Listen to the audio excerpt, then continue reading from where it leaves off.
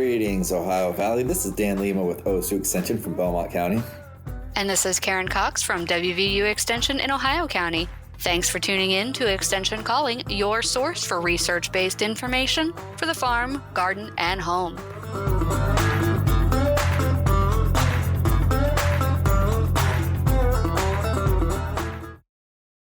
Dan is away on military leave right now, so we're going to bring back some of our previous shows that didn't make it to the podcast. We hope that you enjoy them.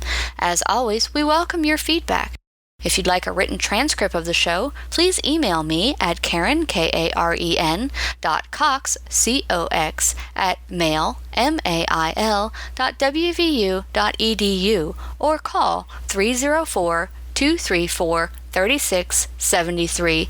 Thanks again for listening. Before we get started today, I have something very important to talk about, and that is the COVID-19 vaccine. COVID-19 vaccines have been safely administered to hundreds of millions of Americans, including myself. COVID-19 vaccination greatly reduces the risk of severe illness, hospitalization, and even death. The nation's top medical and healthcare experts agree that COVID-19 vaccines are our strongest tool to help stop the pandemic. So learn more at vaccinate.wv.gov or call 1-833-793-0965. Again, that's 1-833-793-0965. And please, get vaccinated. We're going to talk a little bit about what to do with your stream banks. I know there's been a lot of heavy rain events, and some of you who live near streams have had some real erosion issues that you're dealing with. Now, this is a bit of a complex problem, and it's not just your property that is contributing to the problem or is being affected by the problem. The big issue is that this region was originally forested, fully forested, like trees everywhere. And trees like water. So trees use a lot of water. In fact, so much so that the hardwood forest area is actually kind of considered to be a temperate rainforest. There's a lot of rain that comes down in the northeast section of our country, and the trees were here because of that rain, and they used up that rain. Now, we've taken many of the trees away. We have much smaller forested areas, and instead of trees, we put in things like houses, roads, parking lots, buildings, and lawns. None of those things use up water like trees do. In fact, all of those things contribute in a high amount to the amount of runoff that comes off of the soil and goes into our stream channels. So when you're looking at it from a landscape level perspective, you might think, well, this is hopeless because, there's Pittsburgh and there's a city, they've got buildings, and there's Wheeling and it's a city and they've got buildings, and there's parking lots and highways and roadways and garages and driveways, and there's all of this impermeable pavement. Well, there are some things that you can do. So let's say you're not a stream bank owner. You can do things like use permeable pavement, use a rain barrel. Anything you can do to slow down the storm flow will help our streams and creeks. If you do live on a stream or creek, you can do some really important steps, and depending on what you are able to do financially and physically, either way, there are some easy things you can do, and there's some expensive, complex things you can do. But doing something is better than doing nothing. If you don't do anything, probably what's going to happen is that stream bank is going to continually shift, and eventually it will undermine something that's fairly important to you. It could be your home, your driveway, your bridge support structures, lots of different things. So let's talk about how we slow that water down. So we have a lot of excess water that's coming off of these paved surfaces and getting pushed down into our streams and creeks. The creeks have a lot more water in them than they were designed to have. The water's also going a lot faster because when you get volume, you get speed. And so you have a lot of water going really fast, and it picks up a lot of extra soil materials. This is called silt, And when that silt is mixed up, that's what causes the rivers to look brown after a big rain shower, and the gullies run brown. Well, that is the soil, that very, very valuable soil that we are sifting out of our grounds and shipping off to the Gulf of Mexico. Now, knowing that it takes 7 or more years to create soil, this is not an acceptable way to do business. We are shipping off this very valuable resource and also having to deal with the repercussions of these shifting streamways. So let's all work together and try to improve the streams of our areas wherever you may be living. So if you have a stream bank that is starting to decline, there's a couple things that you want to look at. And the first thing you want to look at is what do you foresee an ideal image of that stream being? And this may sound kind of silly, but if you can design your stream bank to look any way you want, what would it look like? Do you want grassy plants running right up to the stream edge so you don't lose your view? Well, unfortunately, that ideal perspective is what caused the stream to start shifting in the first place. So we do need to have some variety in the plants that are on the stream bank. You don't have to have it fully forested. In fact, you don't want it fully forested. You want those understory plants because it's those understory plants in addition to maybe a tree root or two that holds that soil there. So what you want to do is to start developing what's called a riparian buffer. Now, you may have heard about riparian buffers on farm fields around the Chesapeake Bay or along big river systems, maybe up in northern Ohio, where you're trying to prevent fertilizer runoff from going into the water. Well, from my perspective, what's even more important than preventing fertilizer runoff, although that is extremely important, it's more important to prevent that soil runoff because soil is our second most valuable commodity. Water is the most valuable and soil is a close second. Without soil and water, we will not eat anything. So we want to protect both of those things. We want to protect our water quality and we want to protect our soil. So when you create a riparian buffer, you're creating a variety of plants from height and structure and size and woodiness versus herbaceous. But all of the variety that you see on top of the soil is also going on underneath the soil. So every different kind of plant has a different root structure.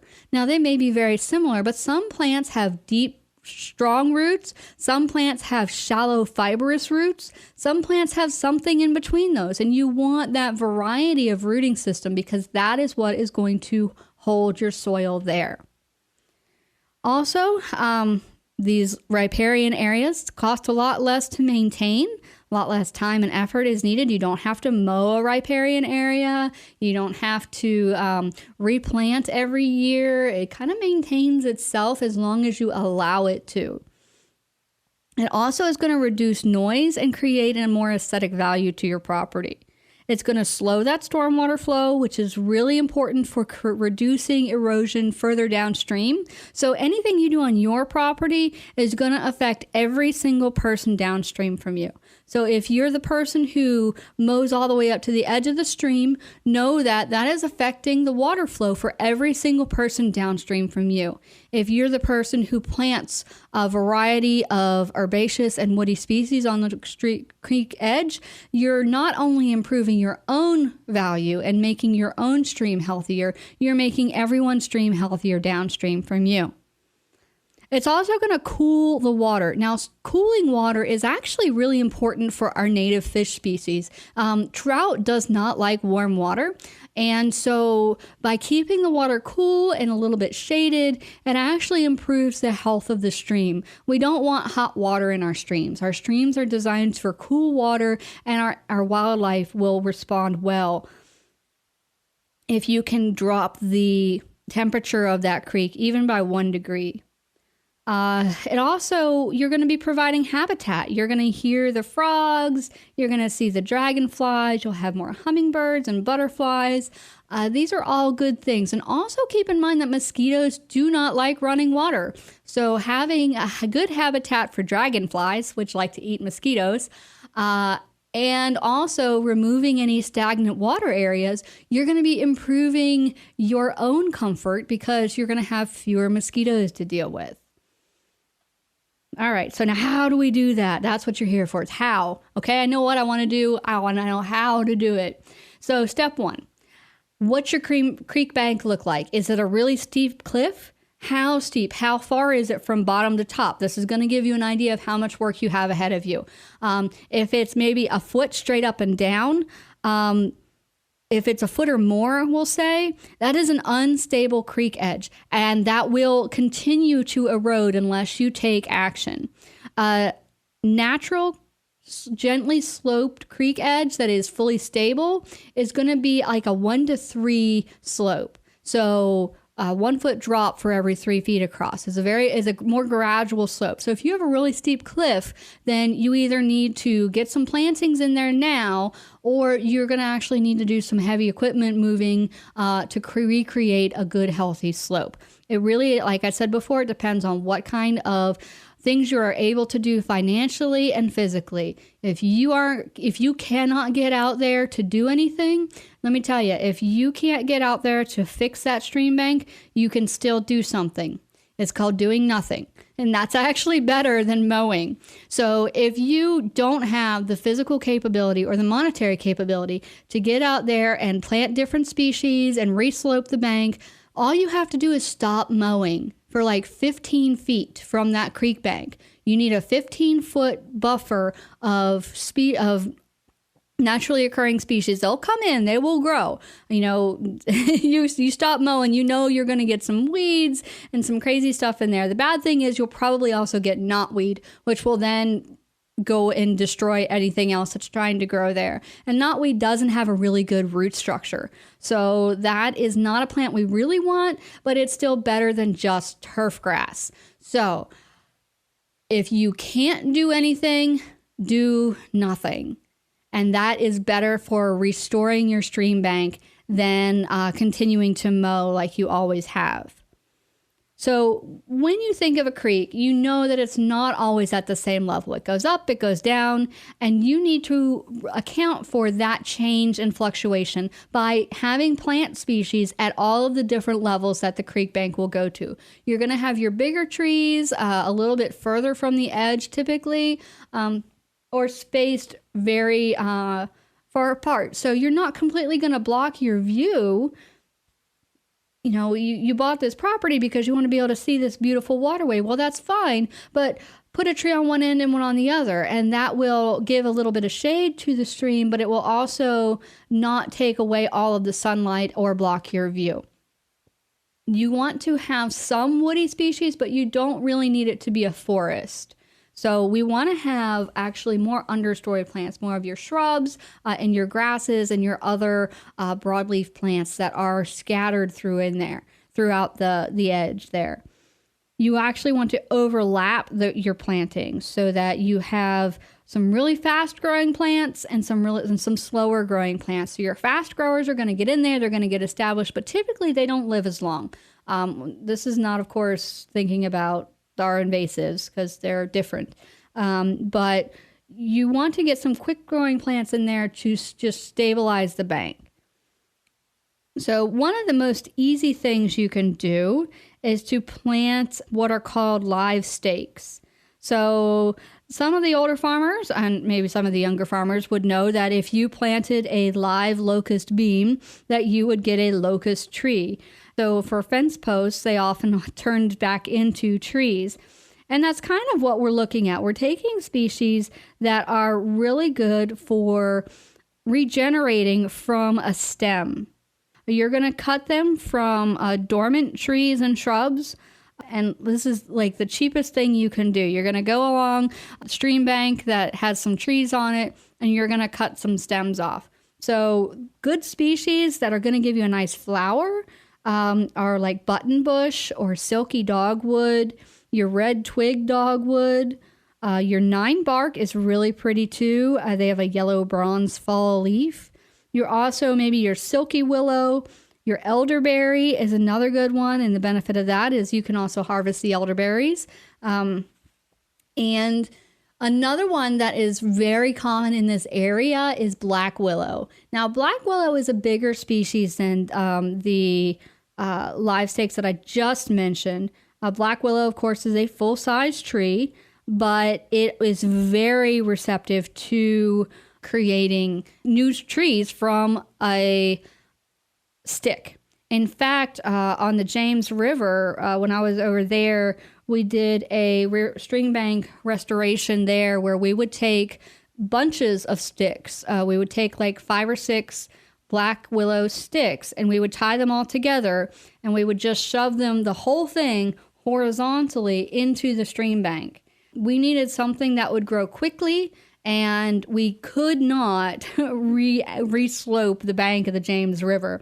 So what we were trying to do was protect it from eroding any further. So several spaces along the edge of this embankment, we planted new trees. I went back about 5 years later, and I would say probably 75% of them took hold and created a nice little grove. Those little teeny groves then started collecting the sediment and the debris that would float downstream, and they created little pockets of plant life, and they expanded. And that is what you are trying to do. So you're going to put little sticks in the ground, and you can just stick them straight into the ground so it looks like you're putting a fence post in.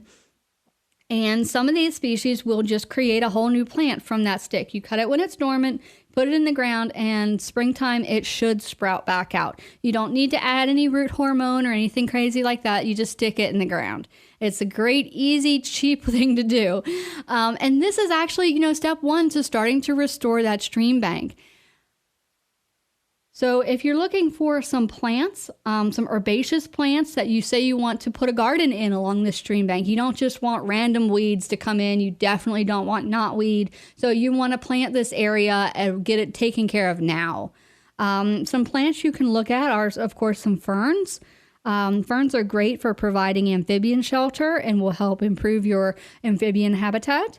Also, the sweet flag grass. And chain fern is one that's really highly recommended for alongside a creek edge. Sweet flag has iris-like leaves, but the flowers aren't really showy. There's also fringed sedge, southern waxy sedge, spike rush, soft rush, swamp milkweed, which we do have native in this area. In fact, a lot of these are native, but some of these are more southern plants. The cardinal flower is something that we have up this way. Your blue flag iris. So what you're looking for is something that is going to add some interest, but not something that is going to take over and go crazy. Anytime you look on a plant label and it says will grow anywhere and will establish quickly, you want to avoid that plant at all costs, because that's probably going to become an invasive, if not just be a nuisance. Now, if you do feel like you want to reslope your stream bank, please contact me and I will get you the guidelines on how to reslope a stream bank. But you also need to contact the Army Corps of Engineers. They are the organization that manages the streams and makes sure that people aren't abusing them. Just let them know that you're trying to improve your stream bank. You need to reslope it. And they can even maybe give you some tips or some assistance. So we make sure you contact them. So if you are planting a live stake, what you want to do is within the first 12 inches above the current water level, you're going to angle a rod perpendicular to the bank and then hammer a pilot hole. Pull that rod back out, so like a rebar or something.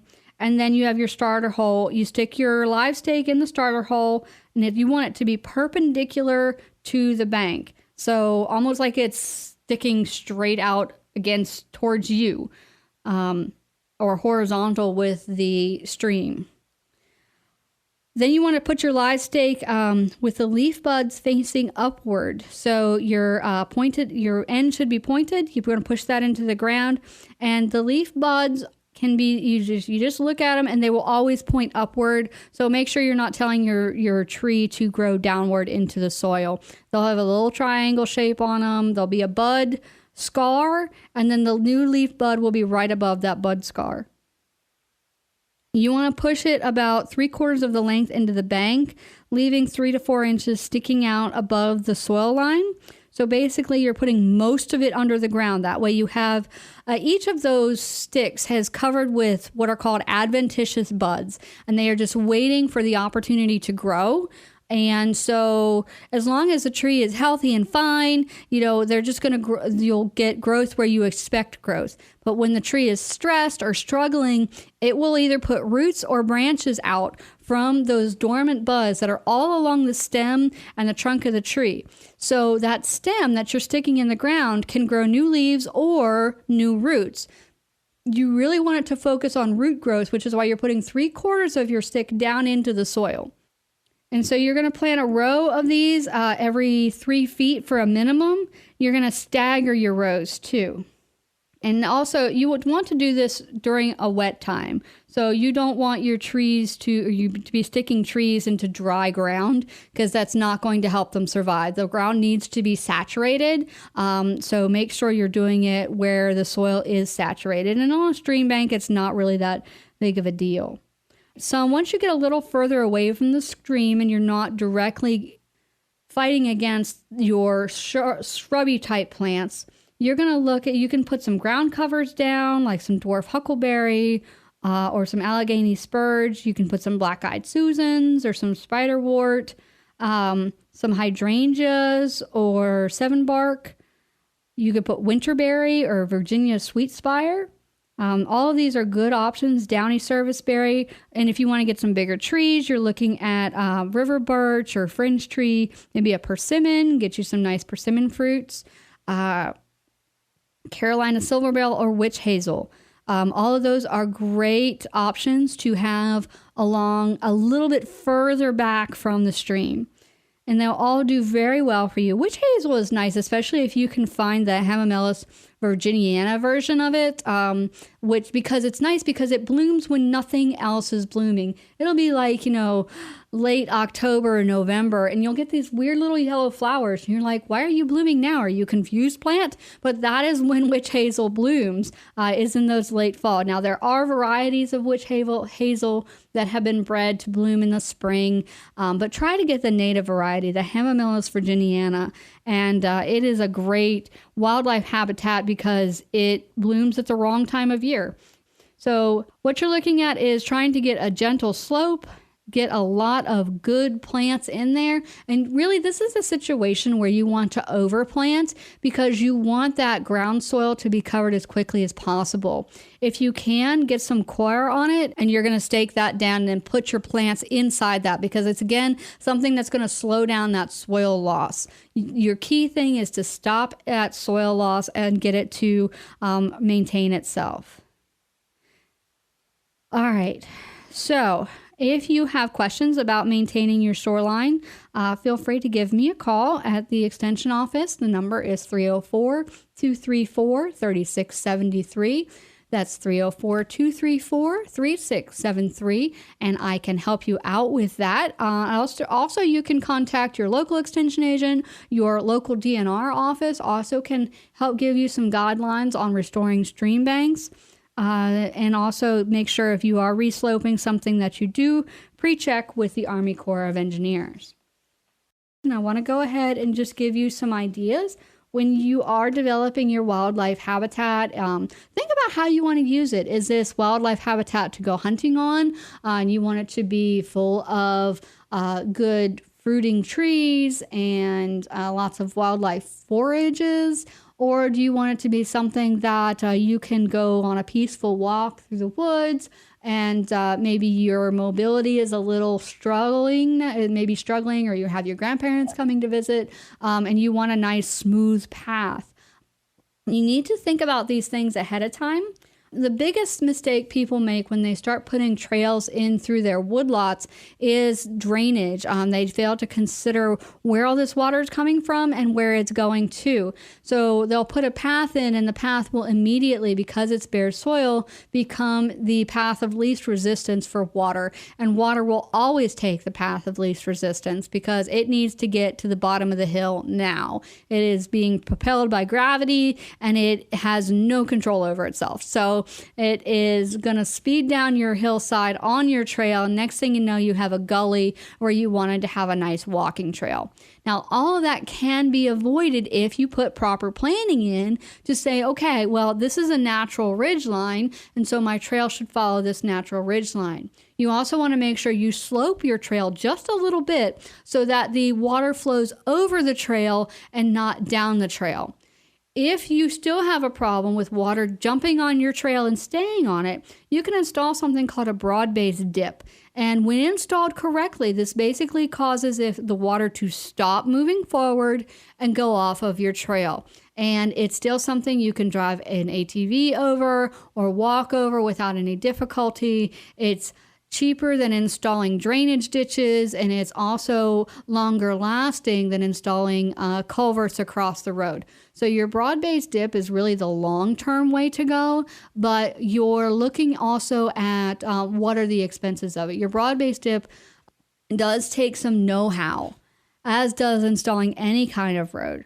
So you want to make sure when you're cutting your trail in across a hillside, because most of our woods are on hillsides, that you want what's called an outslope on the trail so that your trail is slightly angled toward the downhill side. You also want to make sure you don't put an edge along a trail. It looks nice in a yard to have bricks lining your sidewalk or a little rock path, but that actually helps to trap any water that gets on your trail and encourages it to go down your trail. That is a big mistake too. By putting edging on, you're going to cause more erosion than you would have without it. It also holds leaves on the trail, which can cause a slipping hazard later. So you want to think about what you want to see on your walk. Or do you want to make sure you go past a waterway? Do you want to identify some trees? How are you going to identify where the trail is? Do you want to ride mountain bikes through your trail? What are you going to do? Also, you want to think about the types of wildlife that you want to see on the trail and encourage habitat for those wildlife. Now, if you want to encourage deer habitat, then, really you don't have to do anything because the deer are here and they are breeding prolifically. The problem with too many deer in a wildlife habitat is that they eat the entire understory. And once they have eaten the understory, they basically starve themselves out and they become unhealthy, but they also remove habitat for all of the other animal species. There have been lots of research studies showing where once you take the deer out or reduce their populations, the entire health of the forest, including all the other wildlife and the health of the deer, improve. So questions about wildlife management or trail development or anything really, we'd be happy to help you. If I don't know the answers, I know where to go for them, and I would love to hear your questions. So my email address is Karen, Karen.Cox, COX, at mail.wvu.edu.